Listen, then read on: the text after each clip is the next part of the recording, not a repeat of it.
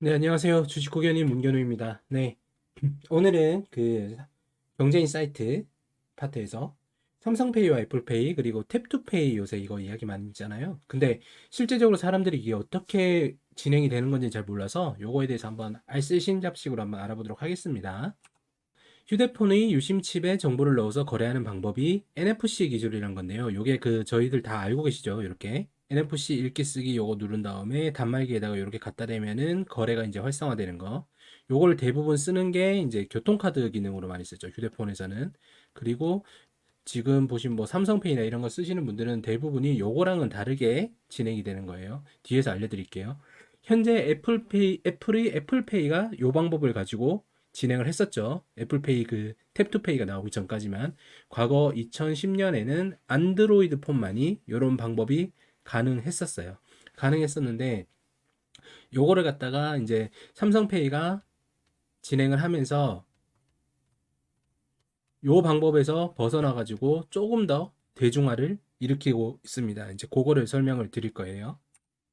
자, 2010년에는 모바일 결제라기보다는 모바일 카드를 발급해 가지고 우리 그 유심칩 있죠? 유심칩에다가 정보를 넣고 이를 보관하는 수준이었어요. 하지만 초기에는 EMV라고 불리는 모바일 카드 규격이 비자, 마스터의 규격이 달라가지고 하나의 유심칩에 하나의 카드를 넣을 수밖에 없었다.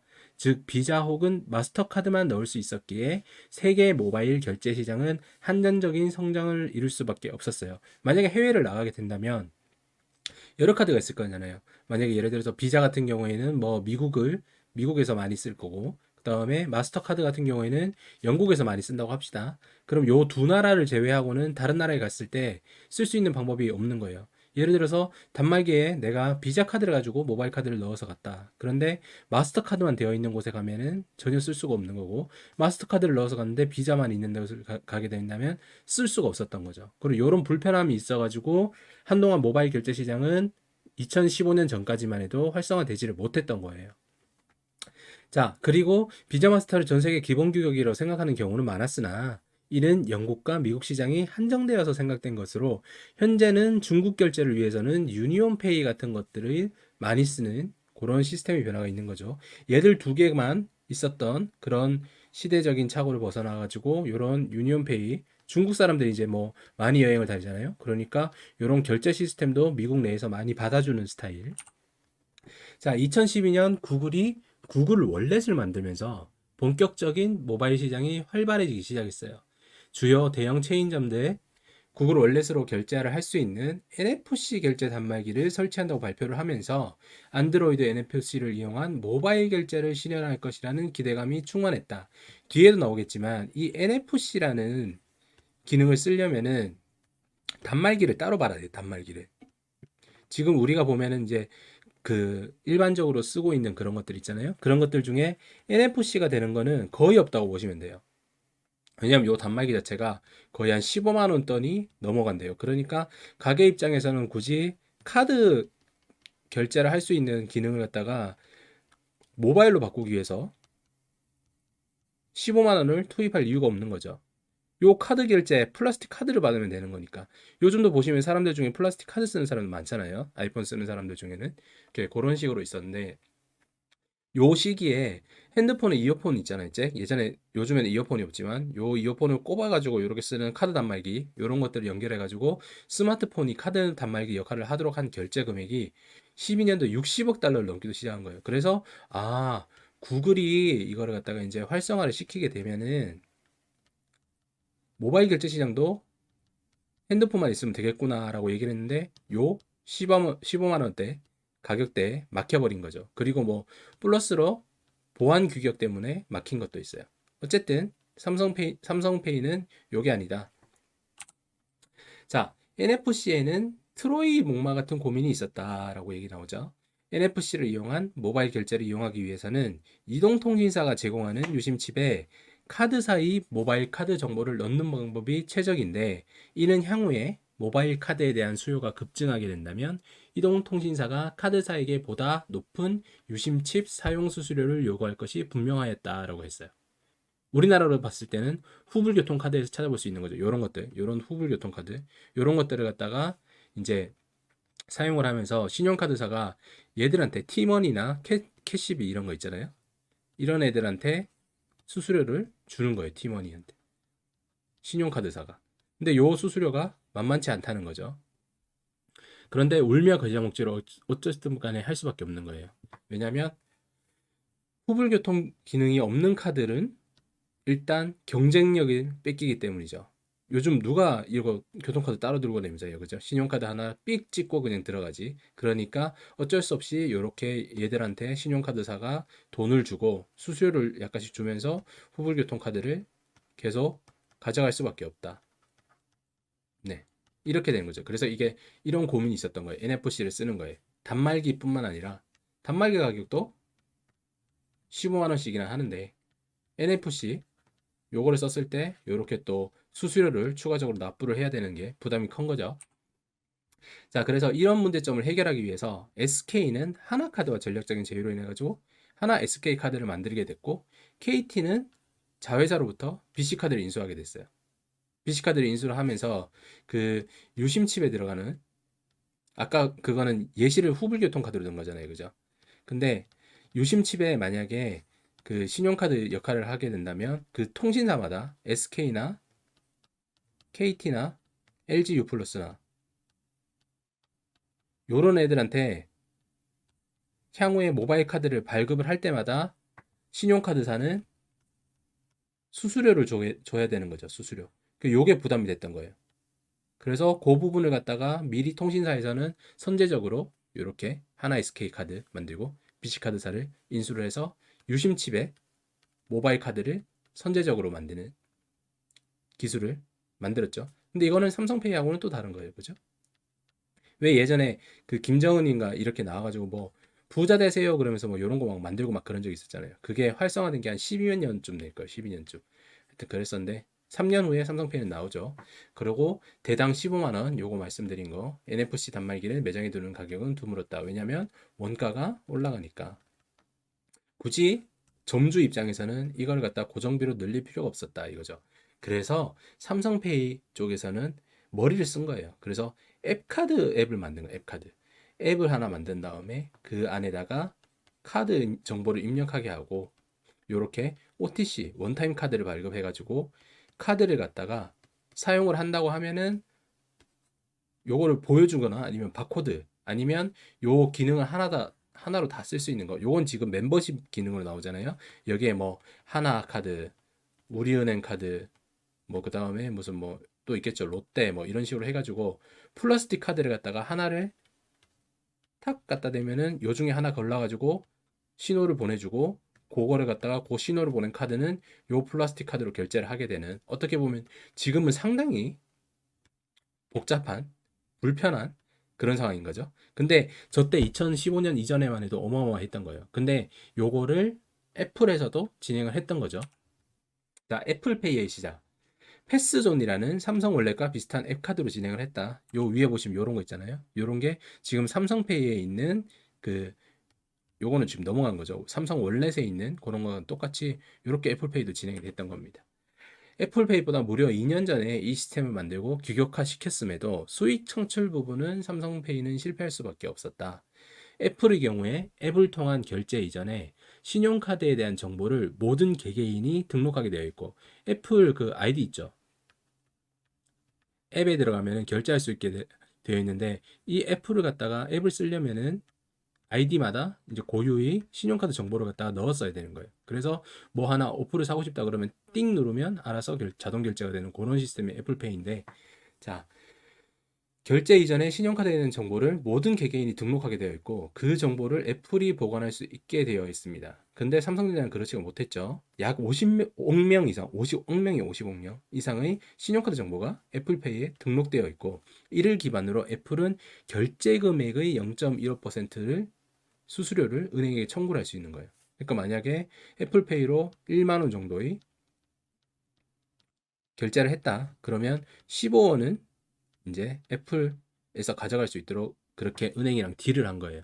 그러면 결제를 많이 하면 많이 할수록 애플페이로 애플은 돈이 되겠죠. 근데 이거는 삼성에서는 하지를 못했던 거예요. 삼성페이에서는 이런 수익이 없었기 때문에 이 벤사 있잖아요. 우리가 맨날 하는 거 거기 이제 포스기 이렇게 있으면 요거를 관리해 주는 사람들, 그 카드 결제 영수증 갖다 주고 뒤에서 뭐 어쨌든 수수료 수취하는 요런 벤사에게 이야기를 한 거예요. 야, 니들 우리 영수증이 이렇게 있으면은 영수증 이렇게 나오잖아. 영수증. 그러면 요렇게 끝에 하고 요쪽 밑에다가 광고를 좀 싣자. 뭐 예를 들어서 뭐 삼성 그 이름도 유명한 뭐 S 갤럭시 23 나옴 뭐 이런 식으로 광고를 실어가지고 여기서 나오는 광고 수익을 갖다가 벤사 니들이랑 나눠 먹자 요렇게 그래서 광고 수익을 갖다가 책정을 했는데 요게 삼성의 MSC라는 조직이 Y가 되면서 수수료 사업이 날아가게 됐어요. 그리고 아까 여기 있었던 요 삼성페이에 들어왔던 요 멤버십 있잖아요. 요것도 MSC가 날아가면서 자동 연동이 안 될 뻔했는데 다시 다행히도 삼성페이가 나오면서 요 월렛에 있었던 기능을 갖다가 다시 끌고 오고 진행이 된 거죠. 자, MST 기술의 등장. 요게 삼성을 갖다가 한 방에 만들고 우리나라를 엄청나게 빨리 결제 시장에 들어올 수 있도록 만든 겁니다. 마그네틱 시큐어 트랜스미션, 자기 보안 전송. 자기라는 건 그 전자기, 자기장 그걸 얘기하는 거예요. 미국의 스타트업 회사인 루프페이를 인수를 하면서 회사의 핵심 기술인 MST를 확보를 했다. MST란 일반 플라스틱 카드 뒷면에 부착된 마그네틱 선, 카드 이렇게 있으면 요렇게 줄 꺼져 있는 거 있죠? 요 마그네틱 선, 요거를 갖다가 결제기 카드 요렇게 생긴 거 있잖아요. 카드 결제기. 여기 이렇게 빵 긁으면은 여기서 이거를 전자기를 갖다가 전자 코드로 바꿔줘 가지고 요 통신선을 타고 입력을 뭐 얼마 요거 입력을 하면은 딱 이렇게 결제가 되는, 사업자에 대한 승인이 되는 그런 건데, 이 결제 리더기를 긁으면 자기장이 발생하는 거를 갖다가 아예 그냥 핸드폰 속에 넣어버린 거예요. 요거를 갖다 핸드폰 속에 외장 안테나를 통해 가지고 자기장을 발생을 시켰으나 삼성이 기술을 인수를 하면서 외부 안테나를 갖다가 내부로 삽입을 해버린 거죠. 그러면서 요 핸드폰 요 카드를 끓는 대신에 핸드폰을 갖다가 여기 띠릭 갖다 대면은 알아서 결제가 되는 식으로 이렇게 했습니다. 그런데 초반에 MST 카드 리더기 결제 성공률은 50% 정도밖에 되지 않았다. 자, 삼성페이의 수무공신 벤, 얘들이 이 50%를 갖다가 95%까지 올려줍니다. 근데 실제로 도와주면서 뭐 수수료까지 수취하지는 않았다고요. 수수료 수취도 하지 않고 다만 이 삼성페이라는 것들의 파급력에 대해서 미리 예상을 하고 결제가 되지 않았을 경우에 자기들의 파이가 뺏긴다는 생각에 미리 도와줬다고 합니다. 요 신용카드 벤 서비스에 대해서 좀 더 알아보면 전자지불에 대한 뭐 경험과 기술력을 기반으로 되어 있다 이렇게 얘기를 하고 온오프라인 가맹점과 국내국의 신용카드 이용 고객을 대상으로 한 결제 내역의 조회, 승인, 서비스 등 뭐 이런 걸 하고 있다라고 얘기를 하죠. 그 신용카드란 건 보안이 제일 중요해요. 보안.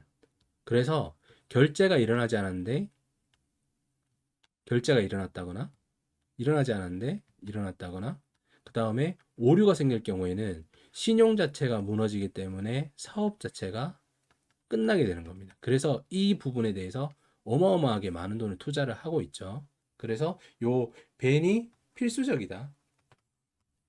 카드 조회기, 포스, 카드 단말기 등 뭐 이런 것들 해가지고 뭐 그 간편페이 뭐 이런 식으로 해가지고 사업을 갖다가 많이 발생하고 수수료를 수취해가는 이런 거고. 자, 초기 삼성페이 부작용은 요 벤으로 인해 가지고 50% 결제가 95%까지 올라왔는데 남은 5%는 이런 것들이 있었던 거예요. 결제 오류의 사례. 예를 들어서 주유소에 가가지고 셀프 주유소 갔을 경우 내가 뭐 주유소를 처음 가잖아요. 가면은 선생님 뭐 만땅이요 이렇게 얘기하잖아요. 만땅이요 얘기를 하면은 그 주유원이 만땅을 누르고 꽉 차는 걸 보고 뭐 예를 들어서 5만 뭐 4천 뭐 320 뭐 이렇게 나왔어. 이렇게 나오면 요거를 갖다 카드 결제기에 입력을 하고 내 카드를 긁으면서 끝나게 되는 거잖아요. 그런데 셀프 주유소를 갔을 때는 내가 가득을 누른다고 얘기를 하면은 이 카드가 되는지 안 되는지 모르니까 일단 가승인을 내는 거예요. 가승인. 그러니까 검증할 수 있는 승인을 한번 걸어보는 거죠. 한도가 얼마가 되고 어느 정도 선에서 되느냐. 한 10만 원 정도 뭐 미리 긁는다고 해요. 가승인으로. 그러고 나서 5, 4, 3, 2, 1 요게 나오면은 요걸 확정으로 하고 요거를 취소를 하고 요런 식으로 가는 건데 모바일 그 지금 삼성페이 같은 경우에는 요 부분이 완성화되지 않았다. 그래서 처음에는 수정을 갖다가 하는 동안까지는 요거를 할 수가 없었다고 얘기를 하고요. 그 다음에 호텔 예약금도 비슷하죠. 호텔에 들어갔을 때 처음에 1박에 6만 원 이렇게 해서 6만 원으로 끌었는데 만약에 6만 원으로 끌지 않고 호텔 같은 경우에는 그 룸 서비스나 그 다음에 방 안에 있는 뭐 그런 거 있잖아요. 음료 같은 거 이용할 경우에는 청구를 해야 되잖아요. 그러니까 6만 원이라 하더라도 한 10만 원 정도를 갖다가 하는 거죠. 그 다음에 훗날 왔을 때 확인을 해보고 룸서비스 사용하지 않았고 음료도 그대로 있다. 그러면 4만 원을 취소하는 요런 결제 기능 때문에 주유소 마찬가지로 안 됐던 거고요. 그 다음에 기차 고속버스 요것도 똑같은 거예요. 내가 만약에 예매를 했는데 못 탔어.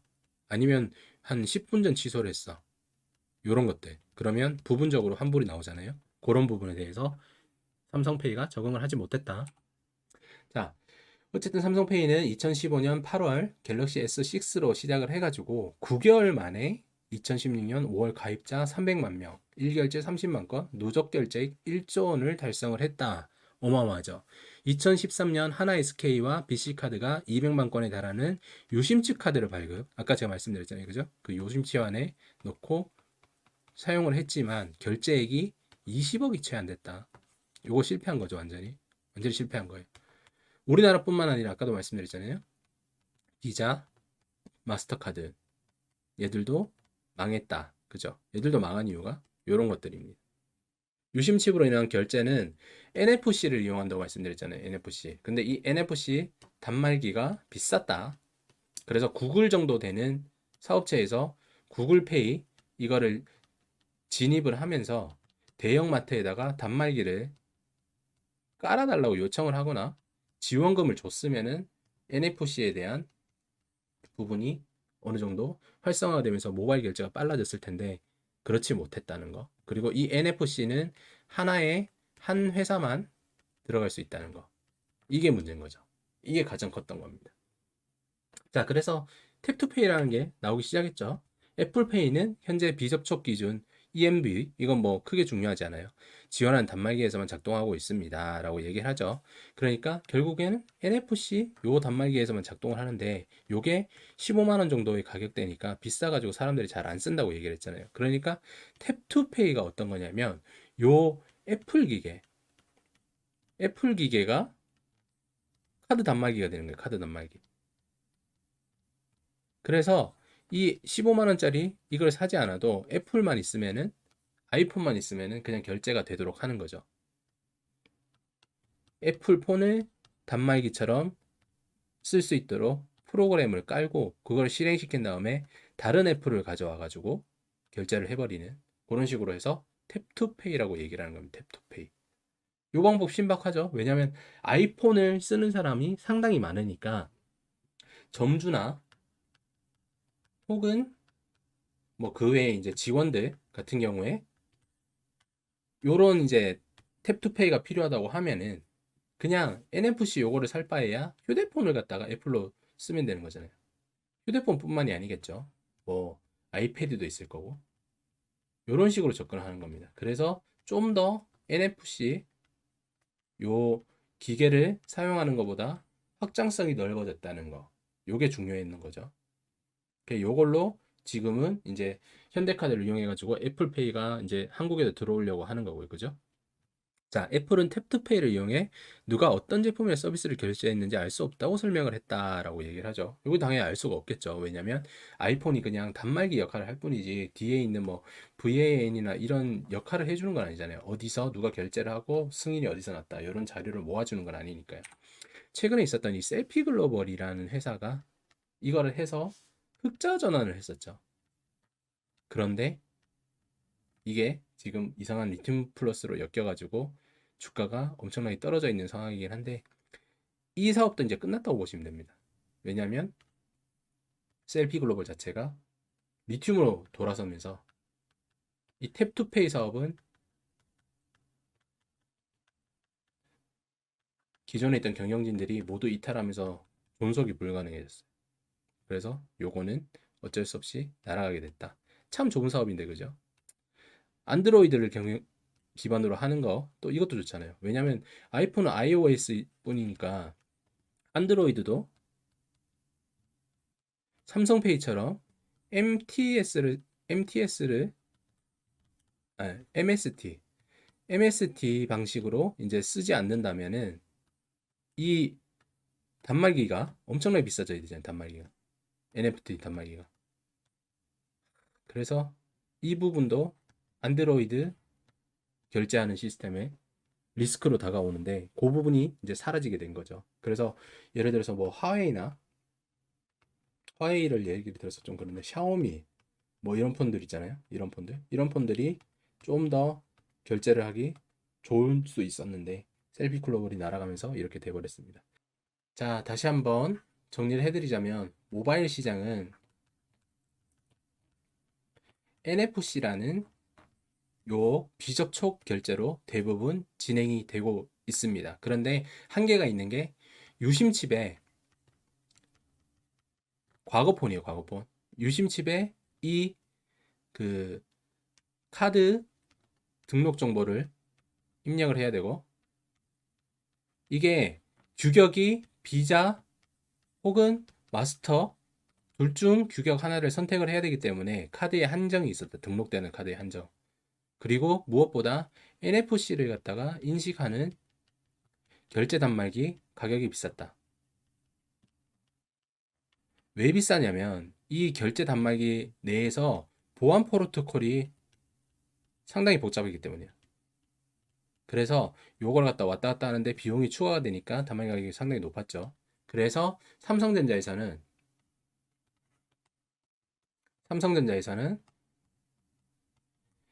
MTS라는 MST라는 자기장을 발생시키는 외부 장치를 갖다가 그 특허를 사서 갤럭시 내부에 추가시키는 거. 추가시킴으로 인해서 여기서 발생되는 자기장 방식이 우리가 그냥 쓰고 있는 일반 결제 단말기를 바꿀 필요가 없었다.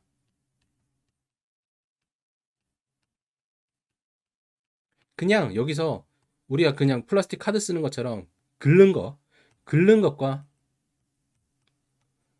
핸드폰을 가져다 대는 거. 요게 같은 요거 두 개가 같은 그 방식이었기 때문에 기존에 있었던 요런 비용에 대해서 발생시킬 필요가 없고 요 15만 원 있잖아요. 요거에 대해서 발생시킬 필요가 없고 좀 더 빠르게 그리고 저렴하게 시장을 공략할 수가 있었다. 자, 애플의 경우에는 아직까지 MTS 기술은 사용할 수 없다. MST 기술. MST 기술은 사용할 수 없다. 왜냐? 삼성이 특허를 가지고 있기 때문에. 그래서 진행을 한 게 어느 정도의 우회적인 방법. NFC를 이용을 하지만 요거를 갖다가 단말기의 교체가 비용이 크니까 애플폰 혹은 애플의 디바이스 이게 단말기 역할을 할 수 있도록 프로그램을 깔아버리는 거예요. 그래서 이 프로그램을 실행을 시키면 애플 페이를 통해서 탭투페이라고 가져다 대기만 하면 그 단말기로 되어 있는 요 기계에다 가져다 대면 알아서 결제가 되는 시스템을 가져간다. 요거를 탭투페이라고 얘기를 한다. 이렇게 되는 거죠. 이게 흐름이 별거 아닌 것 같지만 별거예요. 별거 아닌 것 같지만 별거예요. 그죠? 어쨌든 간에 우리가 일상적으로 이런 결제를 많이 쓰고 결제하는 방법에 대해서 사용을 쉽게 하고 있지만 왜 이런 식의 루트가 가는지에 대해서는 고민해 보신 적이 없을 것 같아서 제가 이 주제를 통해서 한번 말씀을 드려본 겁니다. 아시겠죠? 다른 쪽에 가셔서 요거 아시는 척 한 번씩 하셔도 좋을 것 같습니다. 요 내용은 그 삼성페이 이야기라는 책에서 발췌해서 오늘 여러분께 말씀드렸습니다. 네, 오늘 내용은 여기까지 할게요. 감사합니다.